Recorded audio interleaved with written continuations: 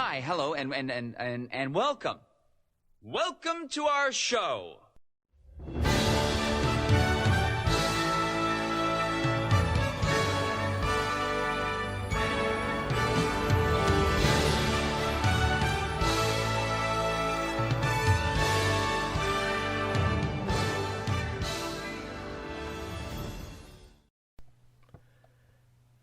Hello, and welcome to Disney Marvel. For week of April 22nd, 2018, this is episode number 1. This is a brand new show. I am your host, Matthew Graken. And just to give you an idea of what to expect in these shows is Disney. Everything to do with Disney. Not limited to the parks, not just to Marvel, not just to Lucas, but Disney. Disney's Marvel, Lucas, soon to be Fox, Pixar, the animation, the movies, the parks, the cruise line. Anything that has to do with Disney is fair game for this show. I'm going to give you some of the news of the day, as long as some rumors out there. And each week I'll bring you a new topic that I'd like to discuss. If you have any suggestions for topics, news ideas, or rumors that you would like to share on the show, or for me to talk about, please send them to the show. The email address is disneymarvels@gmail.com. I'll put it in the show notes so that way you can click on it. So let's start off with the news. The Ratatouille ride in Walt Disney World's Epcot has gone vertical.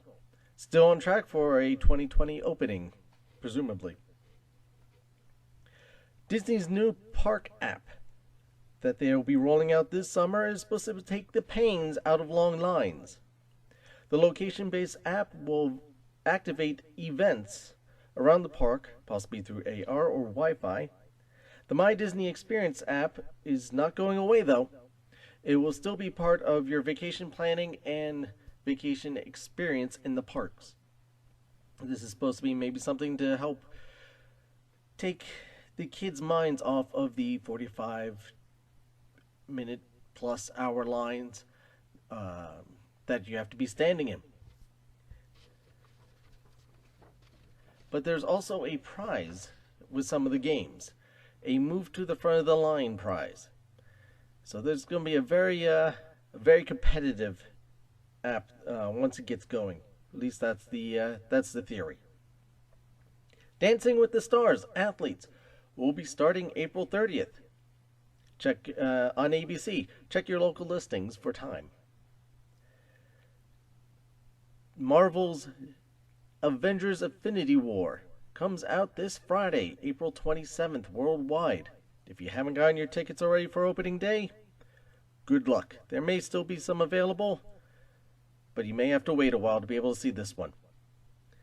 Predictions are it may come close to Black Panther. Hopefully it does, but we shall see. James Cameron is still planning on making all of the Avatar sequels, which is 4 of them in total. 4 sequels plus the original, so 5 total Avatar movies. With the Disney-Fox deal still being hammered out, Cameron is not letting anything get in his way of his plans. He is determined to make all those sequels. And I'm sure with Disney's new Pandora World of Avatar in Animal Kingdom, they'll be more than welcome to let them do that, as long as he's making money. Donnie Yen, the Rogue One co-star, has been added to the cast of the live-action remake of Disney's Mulan, due in theaters in 2020. He'll be joining Jet Li in this ensemble. Now on to rumors. The X-Men Dark Phoenix will be Fox's last Marvel movie that they will be producing and making. All future projects will be incorporated into the MCU Phase 4, according to Kevin Feige. Supposedly Feige is very interested in getting the X-Men property and the Fantastic Four property into the MCU. We shall see what happens. Disney World will begin testing autonomous cars with a cast member preview shortly. If you have any information on this, if you're a cast member and you've seen anything in Eyes and Ears, please let me know. Drop us a line at disneymarvels@gmail.com. These are self-driving cars that are supposed to be part of, or rumored to be part of, the minivan service and help alleviate traffic on the roads that they're busy expanding, but for just use within the Disney property parks. Agents of S.H.I.E.L.D. may be back for a season 6. Most people are writing the show off at the end of season 5 due to bad lackluster ratings. But the show may be coming back. With the Infinity War coming out, Marvel is pushing that there's a lot of creative ideas that Agents of S.H.I.E.L.D. will be able to build upon. With this rumor is also the rumor that the show will be moving back to its Tuesday night tentpole, where the ratings were much stronger than they have been on Fridays. For this week's topic, I want to do some reflection this past Sunday, April 22nd, was Earth Day. Well, not only is Earth Day important to the Disney company, but it is also important in the fact that it was the 20th anniversary of Disney's Animal Kingdom, the 4th theme park in Walt Disney World. Why is this all important? Well, it is part of Walt's dream to always work with animals. He initially envisioned the Jungle Cruise to have live animals in it, but the Imagineers came back to him back then and said, well, Walt, during the day the animals are asleep. Who's going to want to watch sleeping animals? And then they're awake at night. Who's going to be feeding them and cleaning them up? And how do we get the lions from not eating the hippos? It was too much of a logistic nightmare. So they passed on that idea and they brought in the robots, the animatronics. Then Walt wanted to do the Mineral King. Ski resort, based in nature, have the live animals all around you, just, a very back to nature type of park. But PETA gave him some troubles, and the logistics of the park, the planned location just didn't work out. Again, that was abandoned. Move forward to the 90s, where Joe Rohde came up with the idea of building this park and making it work. It took a lot of planning, a lot of traveling around the world, a lot of logistics in it. But eventually, on April 22nd, 1998, Disney's Animal Kingdom opened on Earth Day of that year. I'd like to read to you the vision that Walt Disney World has for the Animal Kingdom. Disney's Animal Kingdom theme park, or DAC, will celebrate man's enduring love of animals and fascination with life in the wild. Everyone's journey will be filled with thrilling adventures, alive, untamed, yet never the same. The unfolding drama of nature's own stories will inspire a renewed kinship with animals and commitment to the world we share. The brand essence that they have for that park. Disney's Animal Kingdom theme park is a heart-pounding, heartwarming, personal adventure into the untamed beauty and unrestrained power of the animal world. From the rush of coming face to face with perceived danger to tender encounters with living creatures, we are inspired by the realization that nature is not only unpredictable, but more creative and magical than our wildest fantasies. Those are direct quotes from Disney's Animal Kingdom Field Guide, one of the training manuals that they give their cast members. I had a choice back in 1998 of needing to find a full-time job, and where would I like to work? At that time in my life, I decided I wanted to apply at Walt Disney World. Just visiting there a few months earlier, and thinking that that's a place I want to work. It's always been a dream. Let me go down there and do it. So I applied for a position and was granted a full-time job. I had a choice of jobs that I could do. And out of the choices, I had two main ones that I was thinking of doing. I wasn't sure which one I would want to do. It was very hard for me. One was working on the monorail, specifically at the Magic Kingdom terminal. And the little boy in me said, absolutely, that's the one I want to do. The other one was to work at Disney's Animal Kingdom, their brand new theme park. At that point, the park hadn't actually even officially opened yet. I'd still be part of the opening crew, one of the last groups of hires to come in for it. Well, my brain said, the monorail's always going to be there. How often can you be part of an opening crew of a theme park? And that's what I decided to do. So I went through their training, got to learning the park, learning the jobs. Disney is very, very good with their training. They have such a science to it. So on April 22nd, 1998, I guess it was Earth Day, the opening of the park was quite the celebration. Jane Goodall was one of the people there. She worked very closely with Joe Rohde on trying to create this park and create the best guest experience, but being fair to the animals who reside at that park, who really own the park.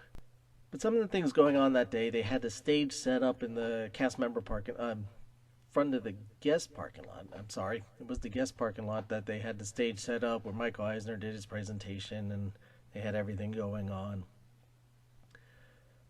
There was press tents set up all around the garden of the Tree of Life. In every nook and cranny, there was media walking around with cameras and doing interviews with different people, select cast members, Imagineers, executives, Disney executives, animal caretaker people. You just see a sea of tents all around the Tree of Life in the garden area there. Not to mention, of course, big hoopla, new Disney park, bring on the celebrities. Not that there isn't always celebrities at Walt Disney World, but in this case, there was even more concentrated in Disney's Animal Kingdom. I remember seeing there while I was working Michael J. Fox, the band members from NSYNC, and there was a bunch of other people that, I tell you, whenever you see them in person, they don't look half of anything like they do on either the big screen or on your television. Without the makeup and everything, the only way a lot of times you could tell is by their entourage that surrounds them. But besides them, I also got to meet some people that were semi-celebrities. Amongst the Disney community, they are celebrities. Because these are the people that bring life to the characters that we are watching. These are the number of the voice talents that were walking around. Not as big of an entourage around them. Actually, there was no entourage around them. It was just a group of them walking around. And one of them I was blessed to meet was Russi Taylor, sweet lady, and Jennifer Hale. If you're not exactly sure who they are, it's Minnie Mouse and Cinderella, respectively. And I got to chatting with them. We did some impersonations together, and a guy working for a radio station asked one of them to do some stuff in one of their character voices, and they were more than happy to oblige. They were happy to be there. They're happy to be involved.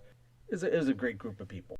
Another person I got to meet, well, I got to see. I didn't get to meet him because he was surrounded by, again, a bunch of people in suits. When I was walking back from lunch one day, and I'm trying to get booking across the park because the cast member break room at that time was in Africa, way back there in Africa. The place I was working at that time is Flights of Wonder that day. I worked between Flights of Wonder and Gorilla Fall, so I had to book it across the park. Amongst this group of suits, I'm trying to get through them with, pleasantly around them because I was working in costume that day, was a shorter gentleman. I turned by him and said a quick hello as I walked by, and it was Roy E. Disney. That was quite the joy of my little heart at that time, to meet a living Disney, Walt's nephew, who was helping run the company at that time and push along Walt's vision. Something else that Well, it's synonymous with Disney parks nowadays, but particularly during the brand new something, brand new shiny object, as the park was at that time, was the lines. The lines were massive and everywhere. The lines for the safari, which you think may be long now, extended through the entire queue area, down through Africa to the bridge, and sometimes it was even into the oasis. Pandora now even gets those kind of lines, but they're starting to come back on that too. Even Gorilla Falls, just a nature trail that you walk through. Well, it has a capacity, so we had to stop people from coming in. We couldn't. We only could allow so many people walking through. We had to keep track of how many people were coming in, how many people were leaving. That line went from the entrance of Gorilla Falls down past the stroller queue of the safari. So, needless to say, the park was quite busy at that time. The one that surprised me the most, though, was the line for the water taxi. Yes, there was a water taxi at that time going around the little river around Discovery Island. Like I said, back then it was Safari Village. And that was leading up to 45 minutes to an hour that people were standing by. I was trying to be helpful to people and explain, well, this is just a water taxi. It's just to get you to another point in the park. It's not a real attraction. Nothing's going to happen while you're on those boats. And I remember several people at that point who explained to me, no, they know it's a ride. They know I'm just trying to keep up with the story, and they appreciate that. But no, it's it's kind of a pirate type of ride, or something's going to happen. They don't know what, but it's going to be a big ride. This became a problem for the Animal Kingdom because obviously when they got on the boat and realized, well, nothing was happening, they would start complaining. So the executive decided, okay, let's put some cast members on each ship and have them talk about different animals. We'll give them little cases with either like a reptile in it or an insect or something that they would be able to talk to guests about to make this something happen on these ships. I mean, make it kind of interactive. Eventually, that obviously wasn't enough because, as we know now, the water taxis have gone away, and they just use the dock areas for usually meet and greets with characters. But that's why there's docks there, because it was an actual legitimate water taxi. Two things you would see. You would see the dragon from the Beastly Kingdom that never got built, became Camp Minnie Mickey, and now it's Pandora. And then on the other side, diagonally across from that, was an iguanodon, which was linked to Countdown to Extinction. Now it's called Dinosaur. This iguanodon that you rescued actually ended up in the river around Discovery Island. So the park, though, also had its growing pains. It was not designed for the heat. And the heat that year was even hotter than usual. It was so hot that the state was actually on fire. There was wildfires everywhere. At night, the sky was glowing orange from all the fires. It was never really like the sun ever went down. When they built the park, they built it environmentally friendly, which is great. But there was only two buildings with air conditioning. Countdown to Extinction, again, Dinosaur, and one other restaurant. I don't remember which one. The stages and stuff used what's called repurposed air. Is just basically recycling the air and moving it along, which keeps it cooler that way. So eventually they had to add in themed fans in different areas and put some misters on it and blowers to try and cool people off that way. I mean, when people say it's Animal Kingdom hot, it's the truth. The year that it was made, like I said, it was one of the hottest years on record, and the state was burning away. Let me give you some fun facts about Disney's Animal Kingdom. It was the fifth major U.S.-based theme park that Disney built. In size, it's over 500 acres. It is the largest Disney park in the world. Most of that is in the safari, but hey, it's still part of the park, it still counts. The Tree of Life has over 300 hand-carved animals on it, ranging from monkeys, dinosaurs, to bugs. And if you look at it, they are based on their evolutionary chain. So the dinosaurs and the bugs and stuff are on the lower end of it. And as you move up, you get the more pride animals and the bigger animals and the higher evolutionary animals and the higher food chain animals. So there is a structure to that tree. Speaking of the tree, it has over 100,000 individually placed leaves on the branches. Can you imagine having that job, having to put each leaf on? Whew, that took a while, I'm sure. The park also is home to over 4,000 varieties of trees and plants. Trees and plants were there well before construction began, and just so that way they could grow root and become situated in the park. So I'd like to end with a quote from Walt Disney regarding the animals. I have learned from the animal world, and what everyone will learn who studies it is a renewed sense of kinship with the earth and all of its inhabitants. Well, that is from Walt Disney himself. Actually, I have one other quote that I'd like to throw in. This one is from Joe Rohde. This he said during the 20th anniversary celebration. This park is filled with life. And he's absolutely right about it. Hope to see you all soon. Please share out that you're watching, and I'll see you next week. Take care, everyone. Hello, my friend. How's everything look up ahead? So many people. That's swell. I hope they're ready for a wild adventure. Let's get this show on the road. We're on our way, my friends. Our journey has begun. I am you, and you are me. We walk down the street, and we swing from a tree. We all